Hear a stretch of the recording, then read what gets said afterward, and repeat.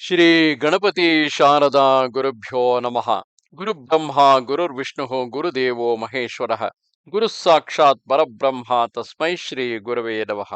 ಶ್ರೋತೃಗಳಿಗೆ ಸ್ವಾಮಿ ಶ್ರೀ ಬ್ರಹ್ಮಚೈತನ್ಯ ಸದ್ಗುರು ಗೋಂದಾವಲೇಕರ್ ಮಹಾರಾಜ್ ಇವರ ಪ್ರವಚನಗಳ ಕನ್ನಡ ಭಾಷಾಂತರಕ್ಕೆ ಸ್ವಾಗತ. ಇಂದಿನ ವಿಷಯ ವಾಸನೆ ಮುಂತಾದವುಗಳನ್ನು ಬಿಟ್ಟು ಭಗವಂತನಿಗೆ ಶರಣು ಹೋಗಬೇಕು. ಭಗವಂತನ ಅಸ್ತಿತ್ವವು ಎಲ್ಲ ಕಡೆಗೂ ಇರುತ್ತದೆ. ಭಗವಂತನ ಮರ್ಮ ಅರಿತುಕೊಳ್ಳುವುದಕ್ಕಾಗಿಯೇ ನಾನು ಹೇಗೆ ನಡೆದುಕೊಳ್ಳಬೇಕು ಎಂಬುದನ್ನು ಮೊದಲು ತಿಳಿದುಕೊಳ್ಳಬೇಕು.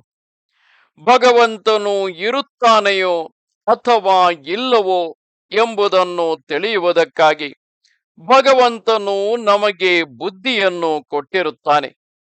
ಭಗವಂತನು ನಿಶ್ಚಿತವಾಗಿ ಇರುತ್ತಾನೆ ಎಂಬುದು ಕೆಲವರಿಗೆ ಅನುಭವದಿಂದಲೂ ತಿಳಿದು ಬರುತ್ತದೆ. ನಾವು ಅವರ ಆಪ್ತ ವಾಕ್ಯಗಳನ್ನು ಪ್ರಮಾಣವೆಂದು ತಿಳಿದೆವು. ಭಗವಂತನ ಅಸ್ತಿತ್ವವು ನಿಶ್ಚಿತವಾಗಿ ಇದ್ದದ್ದಾದರೆ ಅವನ ಜ್ಞಾನವನ್ನು ಹೇಗೆ ಮಾಡಿಕೊಳ್ಳಬೇಕು? ಬೀಜಗಣಿತದಲ್ಲಿ ಉದಾಹರಣೆ ಬಿಡಿಸುವಾಗ ಒಂದು ಅಜ್ಞಾತ ಅಂದರೆ ಎಕ್ಸ್ ಎಂದು ತೆಗೆದುಕೊಳ್ಳಬೇಕಾಗುತ್ತದೆ. ಉದಾಹರಣೆಯ ಉತ್ತರವು ತಿಳಿಯುವವರೆಗೆ ಆ ಎಕ್ಸ್ ಅಥವಾ ಕ್ಷಾದ ಬೆಲೆ ನಿಜವಾಗಿಯೂ ತಿಳಿಯುವುದಿಲ್ಲ. ಆದರೆ ಅದನ್ನು ತೆಗೆದುಕೊಳ್ಳದಿದ್ದರೆ ನಡೆಯುವುದಿಲ್ಲ. ಅದರಂತೆ ಜೀವನದ ಸಮಸ್ಯೆಗಳನ್ನು ಬಿಡಿಸುವುದಕ್ಕಾಗಿ ಇಂದು ನಮಗೆ ಅಜ್ಞಾತವಾದ ಭಗವಂತನನ್ನು ಗ್ರಹಿತವಾಗಿ ಇಟ್ಟುಕೊಳ್ಳಲೇಬೇಕಾಗುತ್ತದೆ. ಆ ಭಗವಂತನ ನಿಜವಾದ ಸ್ವರೂಪವು ಜೀವನದ ಸಮಸ್ಯೆ ಬಗೆಹರಿದಾಗಲೇ ನಮಗೆ ತಿಳಿಯುತ್ತದೆ. ನಿಜವಾಗಿಯೂ ಜನ್ಮ ಮರಣದಿಂದ ಮುಕ್ತವಾಗುವ ಮಾರ್ಗವನ್ನು ನಮಗೆ ಯಾರು ತೋರಿಸುತ್ತಾರೋ ಅವರೇ ನಿಜವಾದ ಆಪ್ತರು. ಭಗವಂತನಿಗೆ ಎಲ್ಲಕ್ಕಿಂತಲೂ ಹೆಚ್ಚಿಗೆ ಏನು ಸೇರುತ್ತದೆ ಎಂಬುದನ್ನು ಸಂತರು ನಮಗೆ ಹೇಳಿರುತ್ತಾರೆ. ಅದೆಂದರೆ ನಾವು ವಿಷಯ ವಾಸನೆ ಮುಂತಾದವುಗಳೆಲ್ಲವನ್ನು ಬಿಟ್ಟು ಭಗವಂತನಿಗೆ ಶರಣು ಹೋಗುತ್ತೇವೆ. ಯಾರು ಭಗವಂತನಿಗೆ ಶರಣು ಹೋಗುತ್ತಾರೋ ಅವರಿಗೆ ಜಗತ್ತಿನ ಭಯವು ಉಳಿಯುವುದಿಲ್ಲ. ಎಲ್ಲ ಚಮತ್ಕಾರಗಳನ್ನು ಮಾಡಬಹುದು, ಆದರೆ ಭಗವಂತನಿಗೆ ಶರಣು ಹೋಗುವುದು ಬಹಳ ಕಠಿಣವಾಗಿರುತ್ತದೆ. ನಾವು ಅಟ್ಟದ ಮೆಟ್ಟಿಲು ಹತ್ತುವುದು ಮೆಟ್ಟಲಿಕ್ಕಲ್ಲದೆ ಅಟ್ಟದ ಮೇಲೆ ಹೋಗುವುದಕ್ಕಾಗಿರುತ್ತದೆ. ಅಟ್ಟದ ಮೇಲೆ ಹೋಗುವುದು ಸಾಧ್ಯವಾಗಿರುತ್ತದೆ, ಹಾಗೂ ಮೆಟ್ಟಿಲು ಅದಕ್ಕೆ ಸಾಧನವಾಗಿರುತ್ತದೆ. ಅದರಂತೆ ತೀರ್ಥಯಾತ್ರೆ, ವ್ರತಗಳು, ನಿಯಮ ಧರ್ಮಗಳು ಸಾಧನೆಗಳಾಗಿದ್ದು ಭಗವತ್ ಪ್ರಾಪ್ತಿಯು ನಮಗೆ ಸಾಧ್ಯವಾಗಿರುತ್ತದೆ.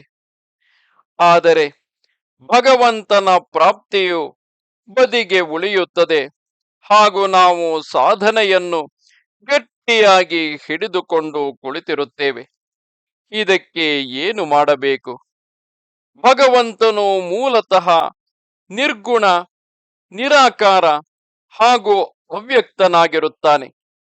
ಆದರೆ ಮನುಷ್ಯನು ಅವನನ್ನು ತನ್ನ ಕಲ್ಪನೆಯಲ್ಲಿ ತರುತ್ತಾನೆ. ನಮ್ಮಲ್ಲಿರುವ ಗುಣಗಳು ಪೂರ್ಣ ರೂಪದಿಂದ ಆ ಭಗವಂತನಲ್ಲಿ ಇರುತ್ತವೆ ಎಂದು ನಾವು ಕಲ್ಪನೆ ಮಾಡುತ್ತೇವೆ. ಇದರ ತಾತ್ಪರ್ಯವೇನೆಂದರೆ ನಾವು ಮೊದಲು ಭಗವಂತನನ್ನು ಸ್ಥೂಲದಲ್ಲಿ ನೋಡುತ್ತೇವೆ, ಹಾಗೂ ಆಮೇಲೆ ಅವನ ನಾಮದ ಕಡೆಗೆ ನೋಡುತ್ತೇವೆ. ಭಗವಂತನು ಸೃಷ್ಟಿಸಿದ ಈ ಸೃಷ್ಟಿಯು ಇದ್ದಂತೆಯೇ ಉತ್ತಮವಾಗಿಯೇ ಇರುತ್ತದೆ. ಅದರಲ್ಲಿ ಯಾವುದೇ ರೀತಿಯ ಬದಲು ಮಾಡಬೇಕಾಗಿಲ್ಲ. ಕೇವಲ ಪರಿವರ್ತನೆಯು ನಮ್ಮಲ್ಲಿ ಆಗಬೇಕು. ನಮ್ಮ ಜೀವನದ ಎಲ್ಲ ಘಟನೆಗಳು ಭಗವಂತನ ಕೈಯಲ್ಲಿ ಇರುತ್ತವೆ ಎಂದ ಮೇಲೆ ಜೀವನದ ಎಲ್ಲ ಆಗುಹೋಗುಗಳು ಅವನ ಕೈಯಲ್ಲಿಯೇ ಇರುತ್ತವೆ ಎಂಬುದರಲ್ಲಿ ಸಂಶಯವಿಲ್ಲ. ಗಿಡದ ಬೇರುಗಳಿಗೆ ನೀರು ಹಾಕಿದರೆ ಅದು ಅದರ ಎಲ್ಲ ಭಾಗಗಳಿಗೆ ಮುಟ್ಟುತ್ತದೆ. ಅದರಂತೆ ಭಗವಂತನ ವಿಸ್ಮರಣೆಯಾಗಗೊಡದಿದ್ದರೆ ಎಲ್ಲವೂ ಸರಿಯಾಗಿಯೇ ಆಗುತ್ತದೆ. ಭಗವಂತನು ಬೇಕೆನಿಸುವುದರಲ್ಲಿಯೇ ಎಲ್ಲ ಮರ್ಮವಿರುತ್ತದೆ. ಆತ್ಮನು ಸಮುದ್ರದಂತೆ ಇರುತ್ತಾನೆ. ಜೀವವು ಅದರ ಅತ್ಯಂತ ಚಿಕ್ಕ ಹನಿಯಂತಿರುತ್ತದೆ. ಅದರ ಜ್ಞಾನವಾಗಿ ಆ ಆತ್ಮನೊಂದಿಗೆ ಸಮರಸವಾಗಿರುವುದೇ ನಿಜವಾದ ತತ್ವಜ್ಞಾನವಾಗಿರುತ್ತದೆ. ಆ ಆತ್ಮನ ನಿತ್ಯ ಸ್ಮರಣೆ ಇಟ್ಟುಕೊಂಡು ಆನಂದದಲ್ಲಿ ಇರಬೇಕು.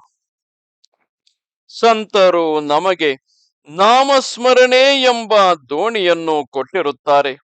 ನಾವು ಅದರಲ್ಲಿ ವಿಶ್ವಾಸದಿಂದ ಕೂರೋಣ.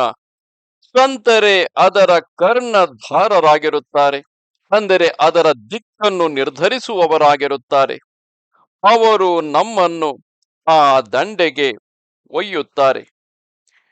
ನಮಸ್ತೆ ಶಾರದೆ ದೇವಿ, ಕಾಶ್ಮೀರ ಪುರವಾಸಿನಿ, ತ್ವಾಮಹಂ ಪ್ರಾರ್ಥಿಗೆ ನಿತ್ಯಂ, ವಿದ್ಯಾದಾನಂಚ ದೇಹಿಮೆ. ನಮಸ್ಕಾರ.